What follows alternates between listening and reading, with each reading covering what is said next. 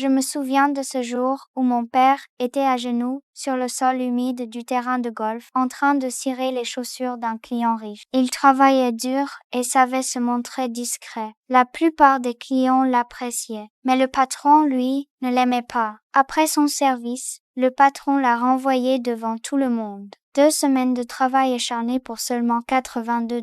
De retour à la maison, mon père a tout raconté à ma mère. Elle ne l'a pas blâmé, juste réconforté, disant que de meilleures opportunités viendraient. Mais rien n'est arrivé. Mon père cherchait un emploi tous les jours, sans succès. Le loyer n'était pas payé, et le propriétaire nous avait donné un dernier avertissement. Il fallait partir. Puis, un appel du terrain de golf annonça qu'il pouvait reprendre mon père. Il refusa. Il n'expliqua rien, disant simplement qu'il ne voulait pas y retourner. Ma mère resta silencieuse longtemps après. Finalement, elle reprit le travail. Elle trouva un poste de coach de natation en ville. Moi, je travaillais à temps partiel dans un studio photo. La maison devint silencieuse. Mon père parlait de moins en moins et ma mère se fit distante. Je sentais qu'il y avait quelque chose qui s'était brisé entre eux. Plus tard, mon père décida de devenir pompier forestier, un travail dangereux, mal payé et qui l'éloignait longtemps de la maison. Ma mère ne comprenait pas son choix. Moi non plus. Le jour du départ, je suis allée le voir partir. Il me regarda, les yeux rouges, et me demanda de présenter ses excuses à ma mère pour lui. Quand la voiture s'éloigna, je restai là. C'est à ce moment que je compris que notre famille ne serait peut-être plus jamais la même.